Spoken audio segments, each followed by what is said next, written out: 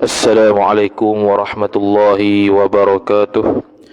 A'udzu billahi minasyaitonir rajim. Bismillahirrahmanirrahim. Alhamdulillahi rabbil alamin wassalatu wassalamu ala asyrafil anbiya'i wal mursalin sayyidina Muhammad wa ala alihi wa sahbihi ajma'in. Subhanaka la ilma lana illa ma 'allamtana innaka antal alimul hakim. ولا حول ولا قوة إلا بالله العلي العظيم. رب اشرح لي صدري ويسر لي أمري واحلل عقدة من لساني يفقه قولي وسدد لساني واهد قلبي بحق نبيك محمد صلى الله عليه وسلم. اللهم أغرنا بالعلم وزينا بالحلم وأكرمنا بالتقوى وجملنا بالعافية. نوينا التعلم والتعليم والتذكر والتذكير والنفع والانتفاع والإفادة والاستفادة والحث على التمسك بكتاب الله وسنة رسوله صلى الله عليه وسلم ودعاء إلى الهدى والدلالة على الخير ابتغاء وجه الله مرضاته وقربه وثوابه سبحانه وتعالى آمين يا رب العالمين. Kitab Penawar Bagi Hati, muka surat 65 baris 6 daripada bawah. Wa qala Syekhul Muallif rahimahullahu ta'ala wa nafa'ana Allahu bi'ulumihi wa bi'ulumikum wa bi'ulumi masyayikhina fid darain amin ya rabbal alamin. Kata pengarang Syekh Abdul Qadir bin Abdul Muttalib Al-Mandili Al-Indonesi rahimahullahu subhanahu wa ta'ala. Kata dia yang ketiga, menangguh ia akan taubat itu sehari lepas sehari, dan berkata ia selagi akan taubat oleh aku pada masa yang akan datang. Jadi sambung perbahasan berkaitan dengan kitab yang ketiga yang terakhir dan bab yang pertama, iaitu taubat. Dan dia sudah membahaskan terlebih dahulu tu atas kali itu dia kata sebab bagi israr, ataupun dia panggil sebab bagi mengekali kerja maksiat tanpa taubat itu ada 5 perkara. Ada 5 sebab kenapa seseorang itu buat maksiat tidak bertaubat dan tidak berasa nak segera bertaubat. Dia ada 5 sebab. 3 sebab 2 sebab telah kita lalui dan kita telah kita telah baca. Ni sebab yang ketiga pula. Maka dia kata yang ketiganya, sebab yang ketiga kenapa seseorang itu mengekali maksiat tanpa bertaubat ialah menangguh ia seorang akan taubat itu sehari lepas sehari. Tu je. Kenapa dia berterusan buat maksiat? Kerana dia tangguh taubat dia sehari lepas sehari. Tak kait sehari, seminggu pas seminggu pun samalah. Sebulan pas sebulan, seminggu pas seminggu, sehari pas sehari, sampailah dia mati tak ada bertaubat. Itu dia panggil sebab bagi israr. Berterusannya seseorang itu mengerjakan maksiat ada 5 sebab. Salah satunya yang ketiga ni ialah dia bertangguh untuk bertaubat. Jadi taubat ni mudah ya. Tak payah pun. Kita dah sebut dulu dah, ataupun dia akan datang, dia akan sebut. Taubat ni dengan makna dia itu pertamanya dia meninggalkan maksiat. Meninggal sini makna tak sentuh langsung lah maksiat tu. Sebab itu Syekh Wan Ismail Al-Fatani rahimahullah dia terjemah dengan pantang. Pantang sini makna tidak sentuh langsung maksiat, itu pantang. Kalau tinggal maksiat ni makna dia buat dulu kemudian tinggal. Itu dia panggil tinggal maksiat. Di sini maksud tinggal ni dengan makna tidak buat langsung maksiat. Tu. Selepas dia buat maksiat tersebut, lepas ni dia tak mau buat dah. Tu yang pertama. Kemudian yang kedua, yang pertama dia tinggal, yang kedua dia berazam untuk tidak mengulangi lagi dosa tersebut. Berazam sungguh-sungguh. Itu yang kedua. Yang ketiganya ialah mengembalikan hak orang. Kalau bersangkut paut dengan orang, mengembalikan hak orang dari sudut harta ke, dari sudut maruah ke, dari sudut apa-apa sajalah yang berkaitan dengan orang lain, maka dikembalikan dengan meminta maaf ataupun bayar semula, ataupun memberikan balik harta yang kita curi contohnya. Itu antara cara-cara untuk bertaubat. Masing-masing lain-lain. Kalau hak Allah Ta'ala wajib qada, dia tidak semayang, jadi wajib taubat dia, taubat dia dengan dia qada semayang. Dia tidak berpuasa bulan Ramadan, dia wajib qada, itu cara taubat dia. Jadi taubat dia bukan semesti astaghfirullah saja dah. Kemudian kata dia, dan berkata ia seorang selagi akan taubat oleh aku. Selagi ni mana akan datang. Akan taubatlah oleh aku pada masa yang akan datang. Akan datang aku taubatlah. Lambat lagi, aku ni masih muda, masih lagi kuat tubuh badan, jadi tak payahlah taubat lagi. Taubat akan datanglah akhir-akhir nanti. Dah berasa nak mati dah, taubatlah.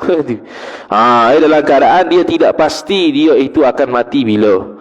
Kalau semua orang pasti mati bila, senanglah. Contoh dia mati umur 56, dia tahu dah. Sekarang umur 40. Maksiat dulu, sedap-sedap tu. Sebab apa dah tahu dah mati bila? Dia tak payah hidup tu.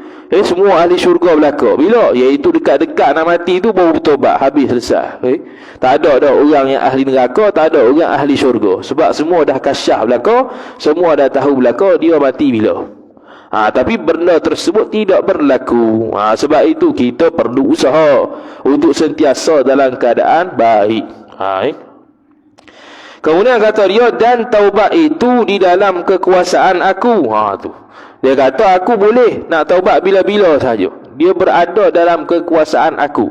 Mana dia berasa dia milik ataupun boleh bila-bila masa sahaja dengan kudrat dia untuk taubat. Ini bahaya ni. Bila dia boleh berperasaan begini, bila dia sihat lah, bila dia senang. Kalau susah, kalau sakit, baru dia tahu. Bila sakit dan susah, boleh taubat dah ketika tu, boleh. Dia taubat ni, tarikh luput dia, tarikh tamat dia, expired date dia dua saja, iaitu ketika terbit matahari belah barat, dan yang keduanya apabila ruh sampai di tenggorokan dia. Itu baru expired date, tamat tempoh untuk dia tu taubat. Mana kalau dia bertaubat lepas pada tu tidak diterima. Lepas terbit matahari belah barat, contoh esok ni, tiba-tiba dia baru nak bertaubat, tak jadi, walaupun tak kiamat lagi. Kemudian kata musannif rahimahullahu ta'ala, tu dia berasa dia mampu untuk bertaubat bila-bila masa. Ini sebab bagi seseorang itu israr, meneruskan terus-terusan dalam maksiat. Dan ubat bagi yang ketiga ni, bahawa fikir ia seorang, dan mengetahui ia seorang akan bahawasanya umur seorang tu tiada di dalam kekuasaannya. Tu pertama. Dia fikir belaka bab-bab yang kita sebut sebelum-sebelum ni. Ubat-ubat dia semua dari sudut fikir belaka. Jadi kalau kita berasa kita mampu untuk bertaubat, kita berasa kita punya kuasa untuk bila-bila masa saja untuk bertaubat, maka Syekh Qadir kita ni sebut, kita ni suruh fikir dan mengetahui bahawasanya umur ni bukannya dalam genggaman kekuasaan kita. Kalau ada dalam genggaman kekuasaan kita, senang macam kita sebut tadi.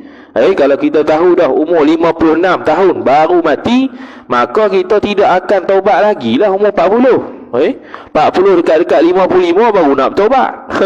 Sebab kita dah tahu umur panjang pendek tu di bawah genggaman kita, jadi mudahlah, senang cerita. Tapi hakikatnya tidak berlaku sedemikian. Hakikatnya sebaliknya. Apa dia? Iaitu kita tidak tahu bila mati. Dan umur ni salah satu daripada persoalan yang akan ditanya oleh Allah Subhanahu Wa Taala, untuk apa kita habiskan. Kalau umur kita habiskan kepada perkara yang haram, jadi dosa.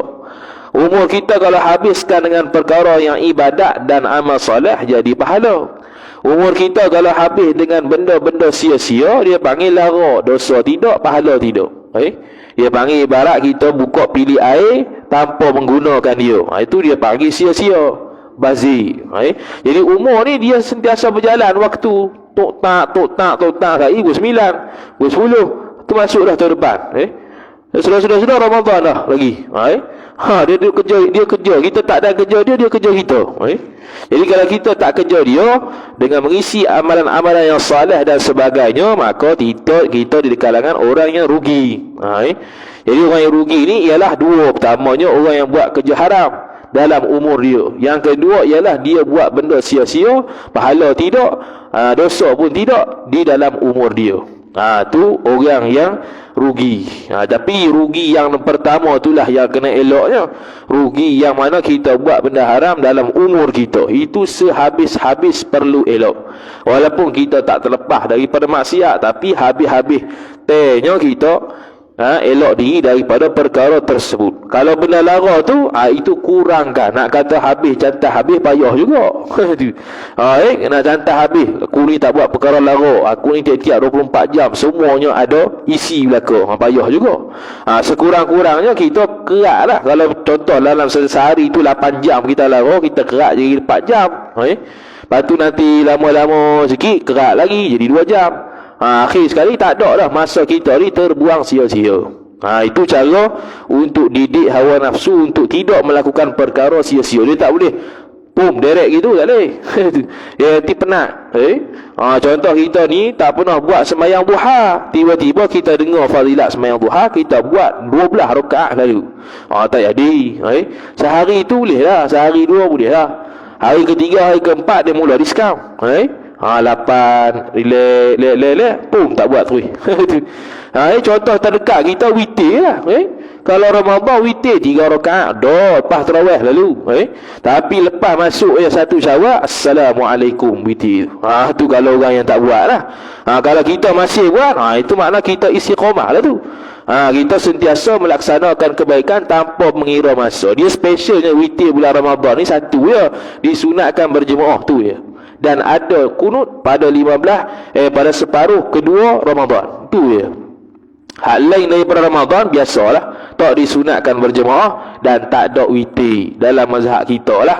Kalau mazhab lain ada yang kata witir ni kunut dia sepanjang tahun. Itu mazhab lain, kan mazhab Syafi'i. Kemudian kata musannif rahimahullahu taala, dan boleh jadi mati ia seorang dengan terkejut sebelum ia seorang taubat. Mati terkejut, apa dia? Tak ada penyakit apa-apa, mati. Kita ingat esok nak buat sekian-sekian, tiba-tiba mati dalam tidur. Antara cara ataupun bukan cara, ikhtiar untuk elok daripada mati terkejut ketika tidur ialah Bismillahirrahmanirrahim 21 kali. Tu disebut dalam kitab lah. Boleh tengoklah kitab Ghayatul Muna Syarah Safinatin Najah, dan apa-apa sahaja kitab yang mensyarahkan 21 kali baca bismillah sebelum tidur. Syaratnya ialah lepas baca bismillah 21 kali tu tak payah cakap dah, terus tidur. Kalau cakap kena buat balik. Itu saja. Tu 21 kali antara fadilat dia. Yang ulama suruh amalkan. Tu untuk elok mati terkejut, untuk elok masuk pencuri malam-malam kita waktu tidur dan sebagainya. Kemudian kata musannif rahimahullahu taala, tambahan lagi jika sukar atas seorang meninggalkan keinginannya seorang tadi pada masa sekarang, niscaya pada masa yang akan datang lebih sukar ia seorang, yakni untuk tinggalkan apa yang dia buat. Jadi sekarang ni contohnya dia sentiasa melazimi tinggal sembahyang contohnya. Jadi kalau dia sekarang ni tidak bertaubat, tidak laksanakan sembahyang, tidak qada sembahyang apa yang dia telah tinggal, akan datang lagi malas, lagi tinggal. Tu kalau hak wajib. Kalau hak haram sama juga. Kalau hari ni dia ni jenis berzina, tidak bertaubat, dia akan datang akan suka zina lagi. Pas sudah tak ada break dia. Jadi bila tak ada break sampai tahap kita ni sudah mati, maka time tu tak ada dah lah waktu untuk kita bertaubat. Jadi dia kata tambahan lagi jika sukar atasnya meninggalkan keinginan pada masa sekarang, niscaya pada masa yang akan datang lebih sukar. Sekarang ni payah dah nak taubat, akan datang lagi payah, lagi payah, lagi payah. Itu dia panggil ubat untuk orang yang sentiasa bertangguh untuk bertobat. Dia kena mikir banyak sikit. Mikir kata hak pertamanya, umur bukan milik kita. Yang keduanya ialah kita boleh mati bila-bila masa. Tu Kemudian kata musannif, dan jika adalah ia seorang menanti akan hari yang mudah atasnya atas seorang. Pada hari itu, mudah sini mudah taubatlah. Dan jika adalah ia seorang menanti akan hari yang mudah atasnya atas seorang, yakni untuk bertobat. Pada hari itu melawan nafsunya nafsu seorang, maka iaitu hari yang belum dijadikan akan dia akan seorang tadi. Dia kata, jika adalah ia menanti, kalau dia duduk nanti-nanti, bilakah waktu yang sesuai aku ni senang nak taubat? Maka dia kata, iaitu hari yang mudah tu ialah apa dia? Hari yang belum dijadikan akan dia. Sebelum dia lahirkan, tu mudahlah. Tapi sekarang ni kita sudah lahir. Sudah lahir dalam keadaan kita ni ada taklif. Kita ni dipanggil sebagai mukallaf. Ada tanggungan syarak. Kita wajib puasa, kita wajib semayang dan sebagainya. Jadi nak tunggu bila hari yang mudah untuk taubat ni? Hari yang mudah sungguhnya sebelum kita lahir. Tak ada apa taklif apa. Lahir pun tidak, cakap pun tidak, ada akal pun tidak, apa pun tidak. Iaitu kita belum dilahirkan. Waktu tu udahlah. Tapi bila kita sekarang ni sudah ada, dah beranak dah jadi mukallaf, bila lagi nak menanti hari yang mudah untuk bertaubat? Tak ada. Sekarang lah, segerakan. Nak khabar kata segera bertaubat tu je. Nak tunggu nanti hak senang untuk bertaubat bila? Sebelum kita lahir mudah. Tapi masalahnya sebelum kita lahir tak ada lagi taklif apa-apa. Habis. Bandingannya seperti seorang yang menghendaki ia seorang mencabut pohon kayu. Pohon kayu ni pokok lah. Dan lemah ia. Ini hal keadaan lemah ia seorang daripadanya, daripada mencabut pohon tu, kerana kuat akarnya akar pokok kayu tadi. Maka menangguhkan ia seorang kepada tahun yang akan datang. Ni dia buat contoh senang. Contoh senang orang yang suka tangguh taubat ni. Iaitu macam mana? Iaitu seseorang yang nak cabut pokok.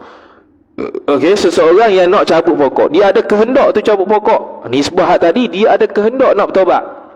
Kemudian dia cabut-cabut, tapi tak larat sebab dia punya akal kuat. Dia pun tangguh tahun depan. Sekarang ni nak bertaubat, ada kehendak nak taubat, tapi tak mampu. Dia pun tangguh tahun depan. Sama tu. Kemudian, dan mengetahui ia seorang tadi akan bahwasanya pokok kayu itu bertambah besar dan bertambah kuat akarnya akar pokok kayu. Ni bandingan kepada siapa? Bandingan kepada taubat tu, makin lama makin kita tak buat, makin susah nak taubat. Makin susah nak taubat, macam tadi dia sebut. Kalau kita ada sifat tangguh untuk bertaubat, makin lama makin payah nak bertaubat. Seperti mana pokok tadi kita nak cabut, tak boleh sebab akar dia kuat, maka lagi lama kita biarkan dia, lagi lama pokok tu makin membesar, bukan lagi mudah nak cabut, lagi payah. Tu cantik tu. Dia punya bandingan Syekh Qadir Al-Mandili pada orang yang tangguh bertaubat ni. Kemudian dia kata, dan bertambah kuat habis. Dan ia seorang yang nak cabut tadi bertambah tua dan lemah. Hal keadaan pokok tu makin besar, makin payah nak cabut akar. Dan keadaan orang yang nak cabut ni makin tua, makin lemah, makin payah nak cabut akar pokok tadi. Begitu juga orang yang bertangguh dalam bertobat, dia kalau tidak segera bertobat, dia bertangguh, makin payah, dalam keadaan usia dia makin mendekat pada mati. Akhirnya kalau dia tidak bertobat dan dia mati dalam keadaan bertobat, Allah Ta'ala tak terima dan tak hapus dosa dia, boleh masuk neraka. Tu kita belajar akidah tu. Orang Islam kalau mati, walaupun dalam keadaan dia tidak bertobat, boleh jadi Allah ampun, boleh jadi tidak. Tapi zahir ikhtiar usaha kitanya tak ampun lah sebab tak bertobat. Cuma nisbah kita tak nak hukum lah dia di neraka lalu. Sebab kita bukan milik neraka syurga ni Allah Ta'ala. Kita belajar dalam bab akidah dah, kalau dia orang Islam ada dosa, selagi tidak kafir, boleh jadi Allah ampun, boleh jadi Allah tak ampun, walaupun dia tak bertaubat sekalipun. Kemudian, dan yang demikian itu sehabis-habis jahil. Jadi tugu kita pun ada juga menggunakan perkataan jahil, ada. Jahil ni nampak macam lembut sikit kalau bahasa kitanya, terjemah jahil bodoh lah. Tu. Bodoh. Jadi bodoh tu ialah orang yang menangguh-nangguhkan taubat dia. Bukan diingatkan kalau tangguh taubat lagi mudah, tapi lagi payah. Kiyah kepada tangguh ni, tangguh segala kerja. Sama juga. Kita nak buat satu benda, tangguh malah. Tangguh. Esok tangguh lagi, tangguh. Dia akan tangguh. Sampailah makin lama, makin susah. Last kali jam. Last kali tak jadi. Bukan setakat taubat saja kalau tangguh ada masalah. Kerja-kerja lain pun kalau kita tangguh ada masalah. Contoh nak buat amal taat bertangguh. Kita nak buat sembahyang sunat, malah esok. Mari esok lagi. Mari esok lagi, pas sudah tak ada. Tak buat apa langsung.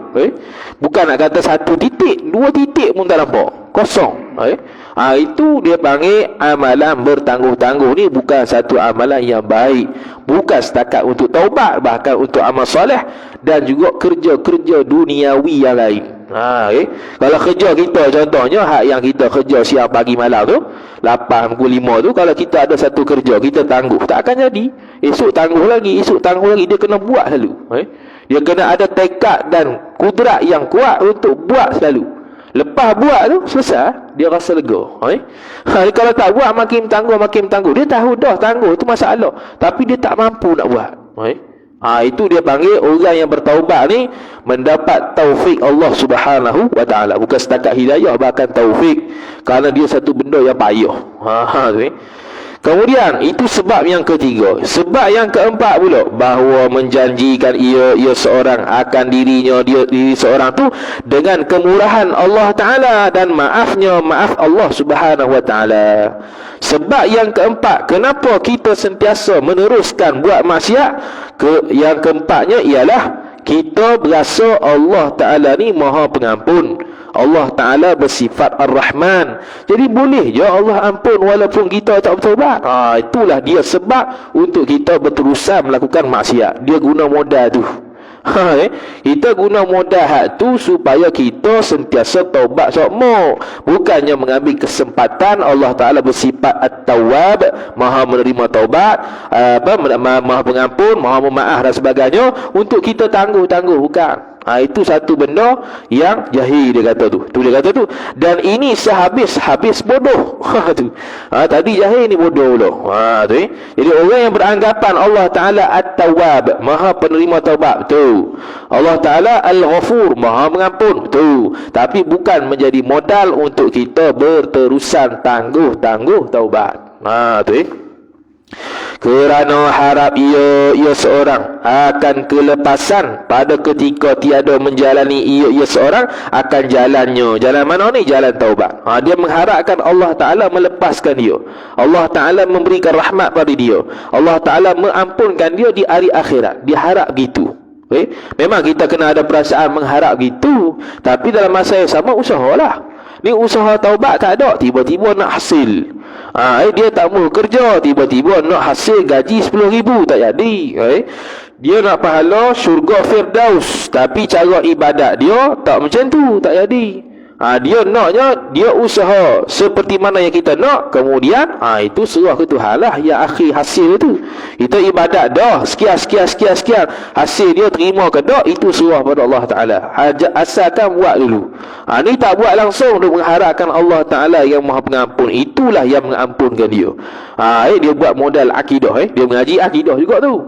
Akidah kata, Allah Ta'ala Maha Pengampun. Sama ada dia itu orang yang maksiat ke tak maksiat, asalkan dia orang Islam, Allah Ta'ala boleh ampun. Dia buat modal tu untuk diri dia. Jadi dia pun buat maksiat, tak ada masalah. Sebab apa? Sebab Allah Maha Pengampun. Itu bukan modal untuk kita buat maksiat. Itu untuk menjelaskan Allah Ta'ala itu boleh mengampunkan semua orang Islam walaupun tak bertobat dari sudut harus pada akal. Boleh sahaja berlaku. Cuma berlaku ataupun tidak, itu nanti di akhirat lah. Tergantung atas Allah Ta'ala lah. Allah Ta'ala kehendak apa? Allah Ta'ala kehendak untuk ampun, Alhamdulillah. Allah Ta'ala tak kehendak ampun, kita masuk neraka dulu, bakar segala dosa-dosa, barulah masuk syurga. Itu perjalanan orang Muslim, orang Islam yang berdosa kalau tidak diampunkan dosa dia. Kemudian, dan yang demikian itu, tiada menjalani ia akan jalannya. Dan yang demikian itu, dan yang demikian itu tiada bisa. Bisa ni boleh bukan bisa-bisa tu. Ni bahasa Indon, kita Indon, bisa ni tiada boleh. Gitu tak boleh tu. Apa? Seperti tiada bisa, yakni tiada boleh berlayar perahu pada daratan. Tak boleh, dia kata. Tak boleh berfikiran sebegitu. Ini bisa ni, bukan bisa kita lah, bisa orang Indon dia orang Indonesia Mandailing dekat Mandailing tu, Mandili sebab tu dia Syekh Abdul Qadir Al-Mandili. Al-Mandili tu Mandailing lah, dekat Belah Sumatera tu. Jadi dia kata tak boleh berfikiran sebegitu, seperti mana perahu tak boleh jalan di atas daratan. Boleh mikir tak perahu boleh jalan atas daratan? Tak boleh. Tak ada laut, tak boleh. Tak ada air sungai, tak boleh. Perahu pun tak boleh, apatah lagi kapal, apatah lagi hak besar-besar tu, hak tu lagi tak boleh. Begitu juga kita tidak boleh memikirkan cara berfikiran kita. Allah Ta'ala Maha Pengampun, Allah Ta'ala Maha Penerima taubat, maka kita pun tak maulah taubat kepada Allah Ta'ala, terus-terusan bermaksiat pada Allah sampailah kita berasa kita ni sampailah kita ni akan mati bertemu dengan Allah Subhanahu Wa Ta'ala. Ada seorang kita pernah jumpa, ada seorang pernah jumpa tapi kat Penang kat sini. Dia kata, saya ni tua dah, dia tak puasa bulan Ramadan. Saya ni tua dah, Allah Ta'ala tahu saya ni tak mampu. Tu dia. Dia cakap gitu. Ni bukan mereka-rekaan ni. Ni betul. Ada lagi orang zaman sekarang gitu. Saya ni tua dah. Dia makcik-makcik lah. Tak tutup aurat pun. Saya ni tua dah. Allah Ta'ala kalau suruh puasa Ramadan ni, Allah Ta'ala pun faham saya ni tak mampu. Nak suruh Allah faham dia. Kalau tak mampu puasa pun ada hukum dia, bayar fidyah. Tahu ke tak? Bayar fidyah sehari satu mud, ataupun senang cerita sehari sekilo. Ada bayaran dia. Tu pun kalau tak mampu sungguh lah. Nak kata tak mampu tu pula kena dia punya pengiktirafan pakar dia. Adakah doktor kata memang betul tak mampu? Kalau kata dakwa gitu tak jadi. Itu dakwaan dia saja nak melepaskan diri, tak jadi. Yang kata yang boleh mengesahkan dia tak mampu puasa, pakar sahaja, doktor pakar sahaja, bukan diri sendiri. Seperti mana orang lain yang bukan tua, dalam bab puasa ni, orang yang menyakit contohnya, doktor kata tak boleh puasa, kalau puasa mati, tak boleh puasa jangan puasa pula, hukum puasa tu haram. Walaupun puasa bulan Ramadan, tapi dia diancam nyawa. Jadi kalau doktor kata tak boleh puasa ni, kalau puasa boleh mati, jadi tak boleh puasa. Hukum dia haram pula kalau puasa, kerana memudaratkan diri sendiri.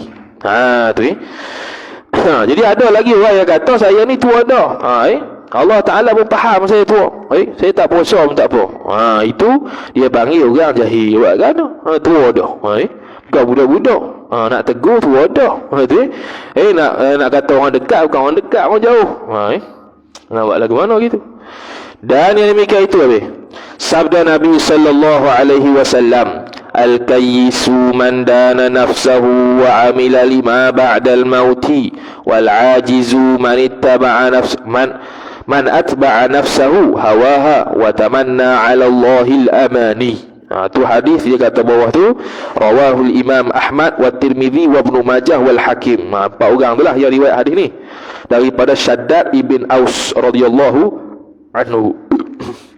Kata arti sabda Nabi sallallahu alaihi wasallam, bermula orang yang berakal, mereka yang menghisap ia orang yang berakal dan menghinakan ia orang yang berakal, dan mengerasi ia orang yang berakal akan diri orang yang berakal. Apa maksudnya? Artinya menjadikan ia seorang yang berakal tadi akan dirinya mengikut perintah Tuhannya. Nak kamu hak tu ya. Dia kata orang yang berakal ni menjadikan dirinya perintah taat dan patuh pada perintah Allah Subhanahu wa taala.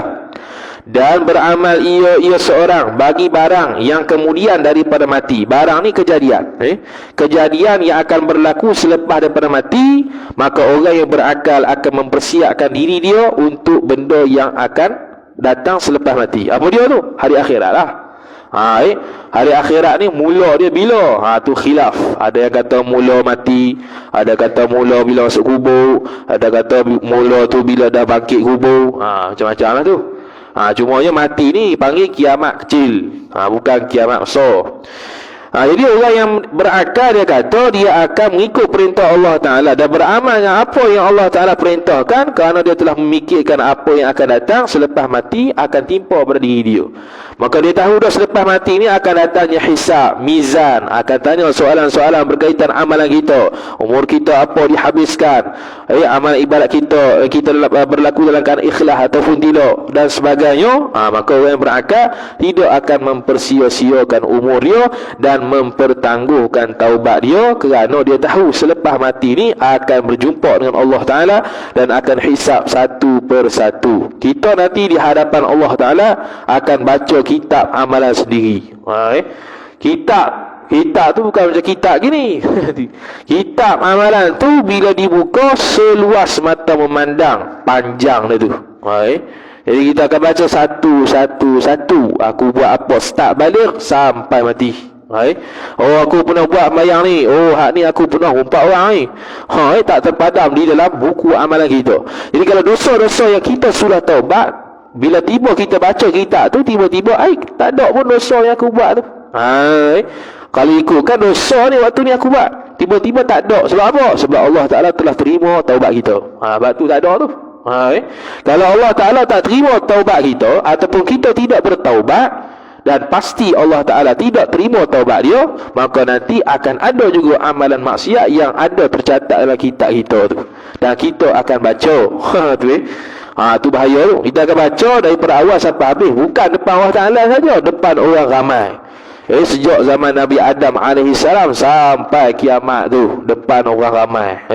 Baik bentang Viva daripada bentang hak tu.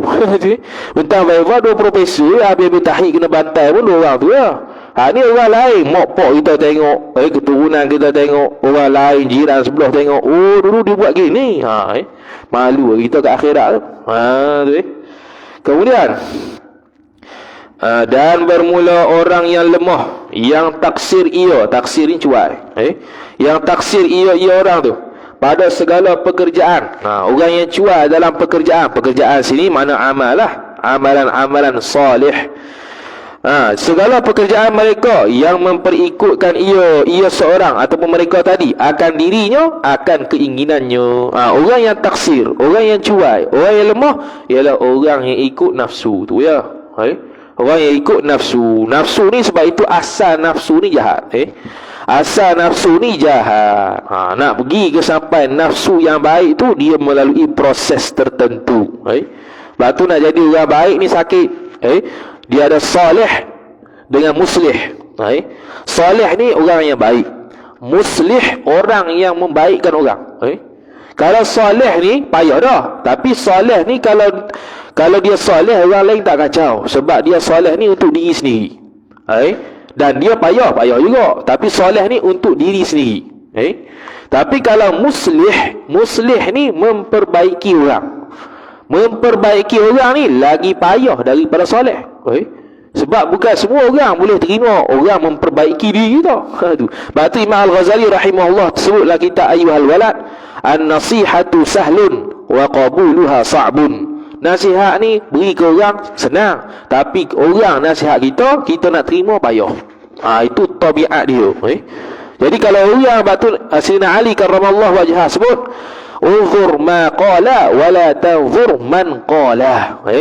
Unzur ma qala, kamu lihat apa yang dia cakap, wala tanzur man qala, jangan kamu tengok orang yang cakap. Kalau kamu tengok orang yang cakap, contoh budak kecil umur darjah 1 tegur kita jangan mencuri. Kita pakai kepiah contek atas kepala. Dia kata jangan mencuri. Tak pernah sabar kawan ni. Mana pula dia kata jangan mencuri ni. Itu satu nasihat. Kita kalau anggap dia tu satu nasihat, itu seolah-olah menunjukkan kita ni mempunyai hati yang baik. Kalau kita berasa dia mengarut apa benda, tuduh orang, bukan tuduh, dia saya cakap boleh, itu satu nasihat. Imam Al-Ghazali rahimahullah ta'ala bermusafir ke negara-negara tertentu, melewati padang pasir untuk menuntut ilmu. Satu ketika dia balik ke rumah dia, nak balik ke rumah ni bukan balik 1 kilometer gitu, berkilo-kilo, beratus-ratus lah kilometer. Dia terjumpa satu perompak di tengah jalan, merompak dia. Dia sedang bawa guni. Guni yang dipenuhi tulang-tulang, kulit-kulit, yang tertulis dobik-dobik waktu dia mengaji. Dulu mana ada kitab macam ni. Dia tulis kat tulang lah, tulang ke kulit ke, dia bawa lah balik sekali. Jadi perompak ni pun nak rompak dia. Jadi Imam Ghazali kata jangan rompak lah tulang-tulang ataupun guni ni. Nak rompak harta aku tak apa. Jadi pencuri ni kata dah, kenapa macam tu? Kenapa kalau aku ambil guni ni sebab jadi apa? Akan jadi apa? Sebab aku ni telah belajar di sekian-sekian tempat, aku dobik semua dalam ni. Jadi kalau kamu ambil, habis aku. Aku habislah apa yang aku belajar selama ni. Dah lah penat berkilo-kilometer, beratus kilometer aku merentas. Bukan naik bas, bukan naik flight ni. Jalan kaki ataupun dengan unta tu. Zaman dulu berbulan-bulan. Jadi pencuri tadi menasihati Imam Al-Ghazali rahimahullahu ta'ala. Dia kata, kalau ilmu kamu dekat sini, kalau kamu kata hak ni, kalau aku curi ni menjadikan kamu ni habis ilmu ni, maknanya ilmu kamu ni duduk di tempat lain, duduk di catatan kamu, bukan duduk dalam hati. Sedangkan ilmu tu duduk dalam hati. Sudah. Itu pencuri nasihat ke Imam Ghazali.